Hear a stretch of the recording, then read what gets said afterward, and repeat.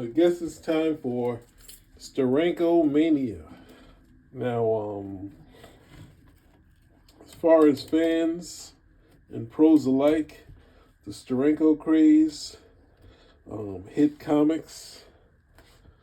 Can't say it bowled it over, but it was a big thing for comic books, right? And what we got out of this is the son of Steranko, Paul Glacy, right? Let's see. Well, Jim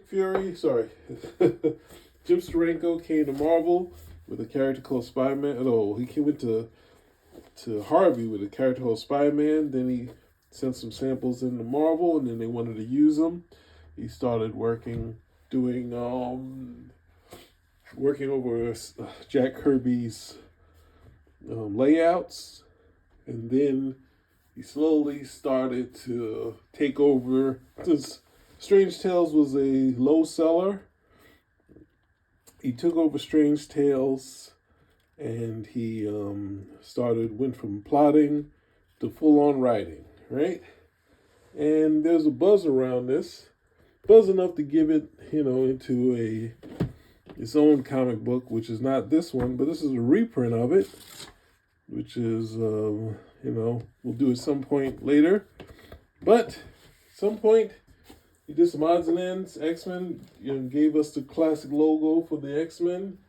Did a romance story with Stan, and these Captain Americas, right? Now, Steranko has recently said that he wrote these. The credits read Lee, Steranko, and the inker. The credits also read that way, but Stan says this was written, of course, by Steranko, but there's portions of it that have Lee, Steranko, and the inker, right? So this was like that, but Steranko says he wrote it. And but the plan, they had a specific plan for this arc for Cap, right? And Cap has got his own series, and when you see kind of a drastic story like this, maybe since Cap just got his own comic series. He was in Tales of Suspense. Now from issue 100, he got his own comic series, and if this was issue 109, Steranko comes on, right? And the mood is way different from Kirby. Kirby is action all the time. Steranko's the mood and the suspense, right? So you'll see, I think that's, Kringstein? I think there's a bit that was done in one of the comic book greats. I have to find that, but I probably said it wrong.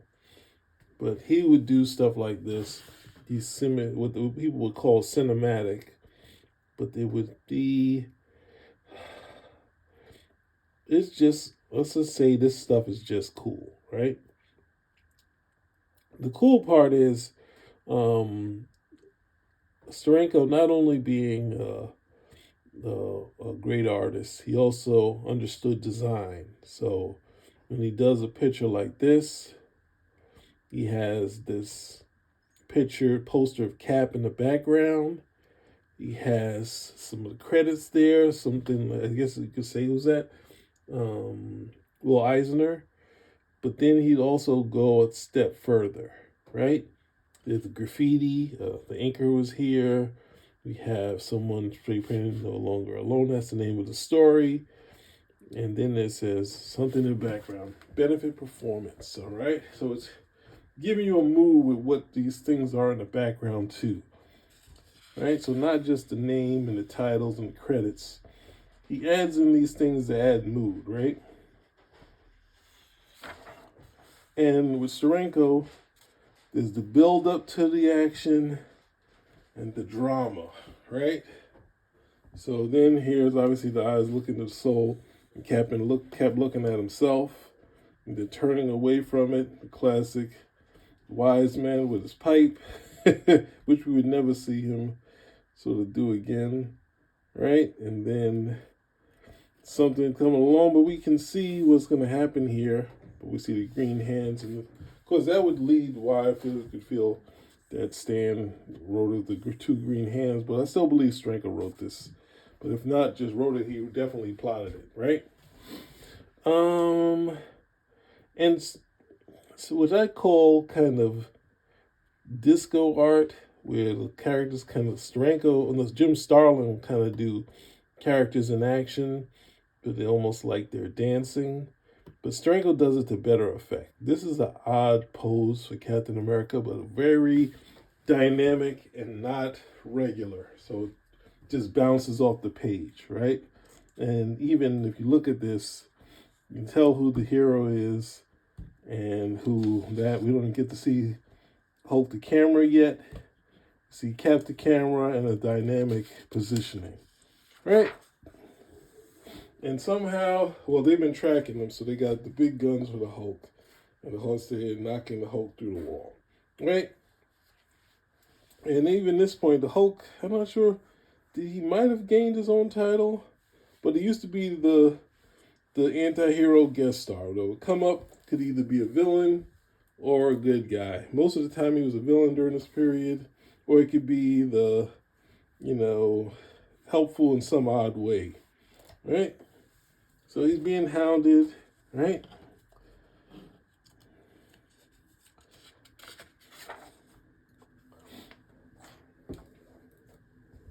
And here, this is a pretty dynamic, the storytelling is pretty decent here, right? We got the guns shooting him across, right? And then we have the setup of Rick Jones. He's coming out, coming down the steps, right? And then the Hulk is about to throw. Cap is trying to manage all this, trying to help him, but even he has to try to stop the Hulk. He can't reason with him, right? And as a kid, it's like, no, Cap can't do this to the Hulk. But I guess you could say at this stage, he might have still had super strength. For some reason, in the 70s, they got rid of it. But, you see the emotion of these two. And storytelling here is pretty strong. Except for like here, but even though this is still dynamic, right? And the mood, even though this always kind of say this felt like Felix Unger, the emotion of it, the coloring, even though this is on, probably was updated, the coloring still works. Very much mood, right? And this story slows down for a moment where Cap was someone was always kind of stuck in the past and worrying. And then even though he was hurt, he's back up in action. The story doesn't stop. Cap isn't with it. But at the same time, he's decided, you know what? We just got this alert. We're going out, right? I think I drew this panel with pastels. I don't know where that is. Me and my brother were big on drawing this stuff. And actually, I think my brother had the British album of this. This when he was carting around Steranko, and he was like, he's better than everybody, right? So you don't get any setup. You just have, they go into the sewers. Simple enough setup to get in there. He's trusting having a partner again. Right? And we run into Hydra. Now, this is kind of what we should be getting in the movies, right? So this, and I don't think Kirby wasn't regularly using double splash pages. I think there's one in the Fantastic Four that I can remember. But you'll see this as an effect for here. So a lot of stuff is being said in these two panels, right? Actually, it's one panel, but these two pages. Bucky's working out, or Rick Jones is Bucky's working out. They're setting up. The odds are against Captain America, right? And their idea is you kill one of them, another two come in this place, right? Like the fabled Hydra, right? We see Rick doing this thing, but then for nice effect, we see a gun from nowhere, and then Cap sends him back into the tunnel. So they find Hydra. They find Hydra. It's really quick how quickly this happens, right?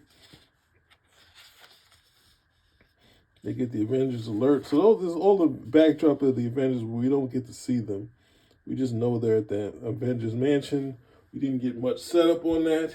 There's a lot of stuff that we're kind of blowing through, but at the same time, we don't really need it. All we need is this action, right? And then here we go. Cap has been captured. He's got Nick Fury going the other way, but Cap is holding his own. The storytelling here is pretty strong, right? We got Madame Hydra. I was very taken with Madame Hydra when I first met her, right? And the storytelling here, grabbing this, lifting the guy up and throwing him through a wall. And now the suspense of should Cap go in there, right?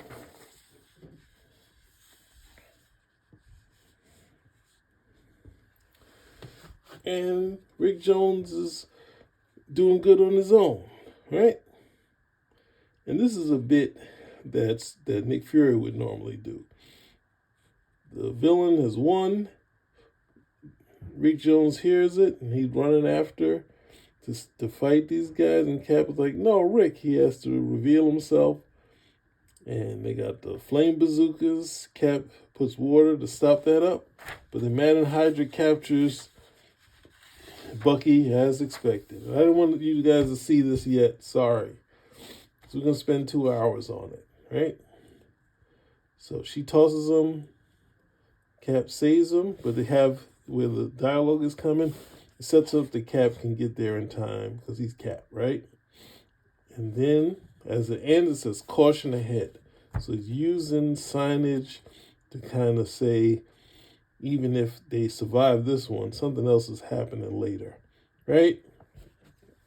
So here, this scene and all these panels right here in the second issue, which is, I guess, this is 109 or something like that. What was this? 113, 112. This is 111. This is 111, right? And the cover to that was this one, right? Yeah, I think it's 111. So, yeah, and that's another great figure. I got Madame Hydra in the background, some Hydra agents, and Rick Jones is Bucky, right? So we get this page, and this is, as I say, you can almost hear the music from the circus or called the Penny Arcade with this everything they set up, with the colors, with the mood coloring, with the tons of panels, all this stuff. You can hear the music in looking at this page. And then it ends on, tomorrow you live, tonight you die. And I was like, yo, this, when I looked at this of my brothers, I was just like, yo, this is crazy, right? So Cap is waiting for some reason here, and he gets attacked at this arcade, right? And it's Hydra again, right? But they're like, the world knows your secret identity, right? It's like, yep. Now, since Captain America wasn't found after the war, did they have to reveal his identity to everybody? But when Cap came back, Stan, who really wasn't too keen on the secret identities, but he did the most interesting stuff with it. With Cap, him and Kirby decided, hey, he's just going to go out and have a lot of action, right? And we could also tell stories about the past. So Cap is fighting all these guys.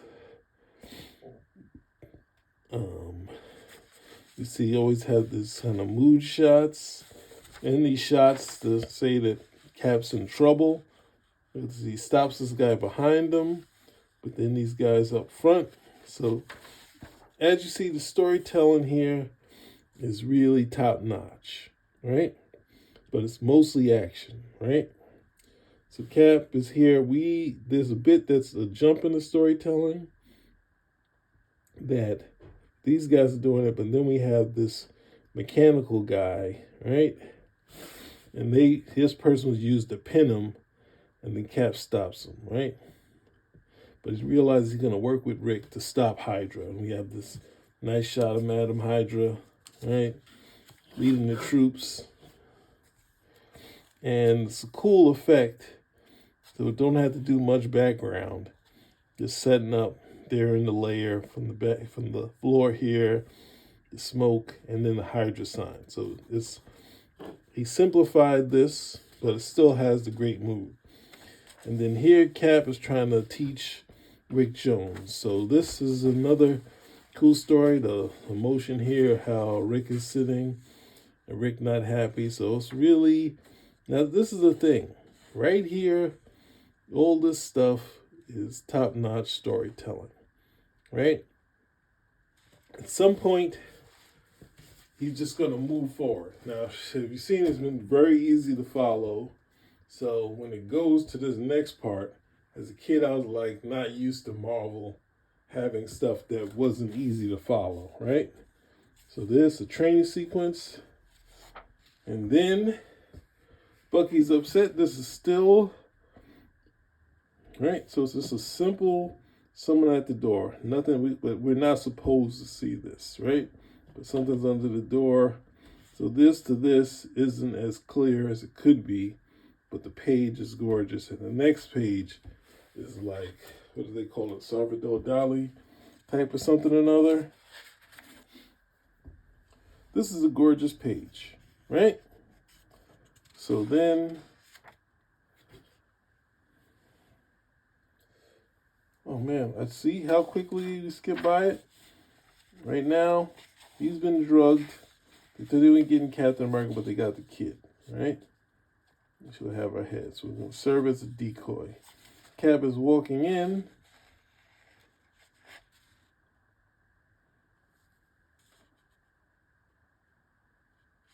Cap is out. This is the thing. They coming in from outside. Cap is over here, right? Now, I already spoiled it, right? Cap is outside. They're carting away. Someone's coming in, so there must be some other door he's coming in from. They hear the door slamming, so it's like, what is going on here? It's not clear, but Cap says there, they try to, I think either Steranko or Stan are trying to explain away what's going on, but it's not as clear as it could be, but who cares? It's like, guess what you call sacrificing storytelling for a cool shot. Now, one of the great historians, I think is David Spurlock. I think I was in a discussion where I mentioned that. He did not like hearing me say Steranko sacrifices storytelling for a cool shot. He explained to me that Steranko understood storytelling, and I point out to you that it doesn't matter. I think I said that in the nicest way possible. Like, this page is not clear, right? And the position of where he's at, right? When they're at the front door, is he in front of the car? Does he somehow miss them, right? So, but at the same time, we don't need to know that. All we need to know is they're the bad guys, but there'll be another jump, right? So he was doing the double splash page. I think Kirby used to get in trouble for when they, in the 70s, doing double splash pages all the time. And here it gets kind of muddled because there's a lot of stuff happening, but still cool stuff in there. Trying to get to the car. There's a couple people. This guy shoots, and the car gets away, right? And Cap realizes he never should have given up his secret identity. And then we have this horrible scene for Rick Jones, where they are Spectral Ray, see if he's carrying any hidden weapons, and he doesn't have, but it looks like they've already killed him. So it's a nice effect how terrible she could, the skull, her in all black, right? But he tricked them. We got another jump. He somehow escaped, and we didn't see that, because there's other cool stuff to draw. You see this in a lot of Frank Miller stuff, where, but he's going back to the arcade where he was at. And luckily, this bear trap wasn't a real bear trap. It had a space for your leg. So it catches Cap's leg, doesn't injure him. But then this Hydra robot comes out of nowhere and Cap gets into a big fight.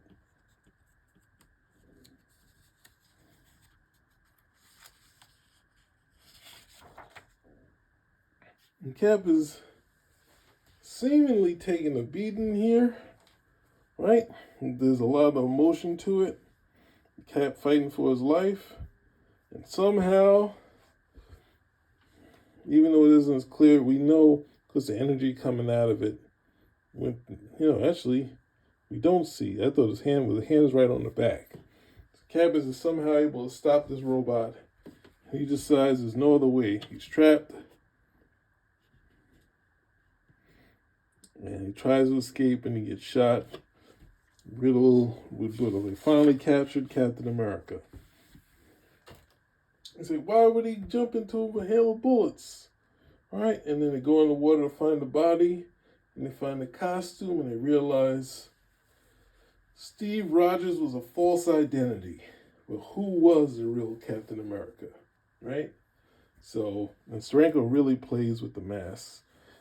This is the story right here. I think this is going to take us off the path. But he conceived a EC type of thing. And I think, there was another thing that him and Stan got into a big argument about. But this was kind of, hey, they should do like a EC comic. And this is Digger, who would be that character. So we're not going to get into that right now. But it's also interesting where he would kind of try to lose line and try to use shadow. Which if you watch what's that thing? The V for Vendetta, David Lloyd was talking about this, and he was a fan of Steranko. Right? So Captain America is dead and buried, and we have Hydra finishing the job on Rick. Right? So we've had, what's that? Joe Senna inking. Then now we get to see the great Tom Palmer inking Steranko. And this is pre-Howard Chaykin, what's that thing? Pre-Dark Knight, right? Having the news reporters and the report to give us a shorthand of what, now they would do cynical reports, but this is giving you the shorthand of what's going on. So we got a TV broadcast, and then we got the live broadcast going on at the same time, right? And they saying a mask bearing the features of Steve Rogers, right? So Hydra, with just the green tint, some background here, not setting up too much stuff as far as the layer, we just have another simple Hydra scene that has a lot of emotion and suspense to it, with Madame Hydra, who has her face covered in total. The hair is total solid black, and the hair covers her eyes, right? And she was thrown out to Europe, and her face was scarred. So there's many areas in Europe that have gone through strife. So we can just left to guess what part of Europe she was running from, right? And now we get the layer. So one of the things I think in setting up the green beforehand, when we get to the layer here, we're like, wow. So our mind was already into place, and he ups the ante of what the layer could look like. Then he doesn't have to go back to the layer anymore. She's at the mirror for this dramatic effect of her looking at herself. And we see the opposite angle here, right? And then on this side, are we seeing? This is the inside part of the eye, so it's flipped from here. So the eye is okay, but the underneath is somehow a mess. So I always thought about that, but now I think the character's called Viper. So I think when this character died, they let her stay dead, right? And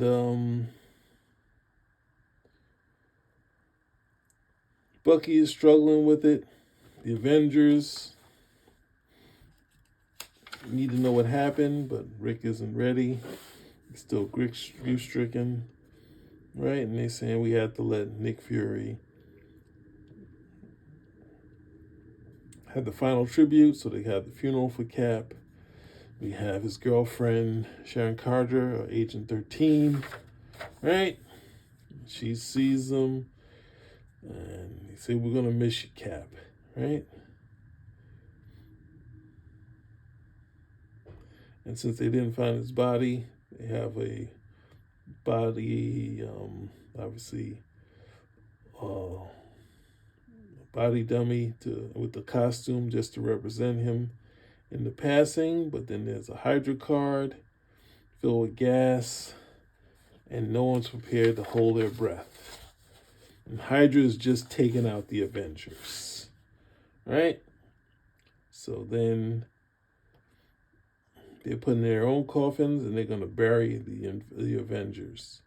It might have been easy to just make sure they were dead here, but nope, for dramatic effect, they go into Dreary Cliff Cemetery, and Nick and Bucky's the only one left. Nick Fury, Rick Jones is Bucky, is the only one left to stop, but he gets caught, right?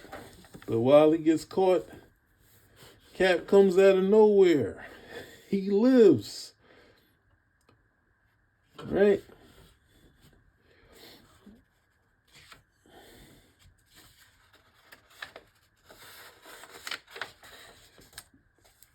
And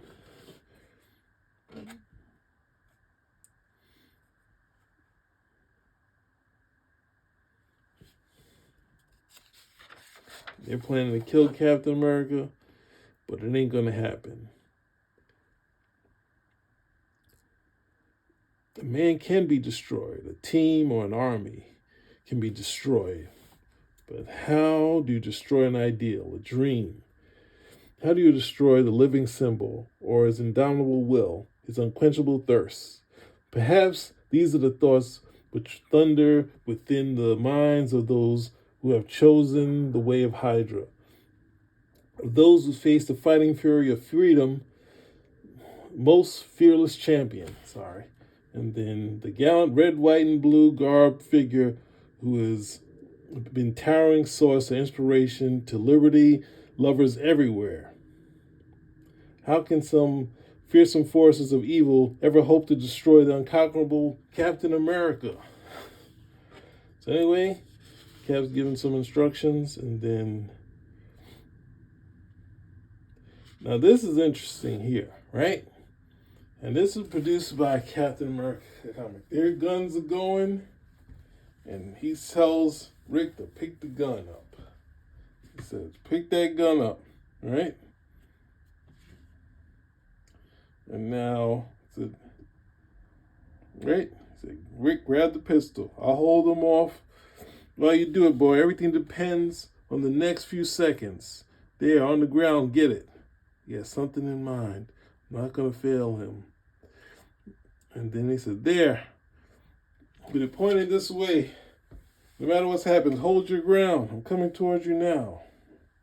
They've been behind me, all bunched together as I planned.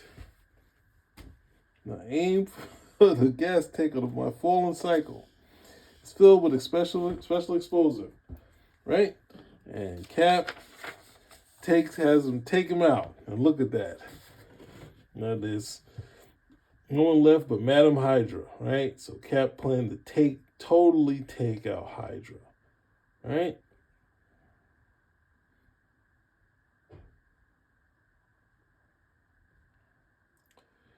And then she sent some Hunter missiles after them.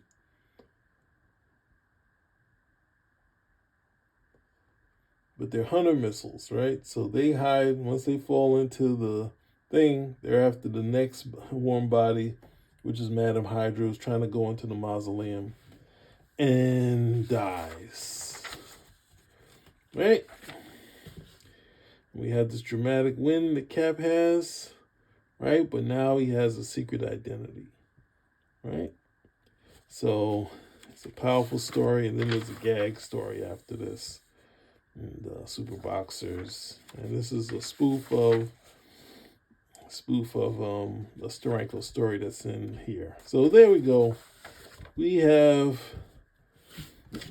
this, I guess you could call this Who is Captain America? It's great three-parter by Steranko. Guess that's about it. We'll have more Steranko mania as we go. We already did, what's that thing? We did Outland. If you haven't seen that. And we have this.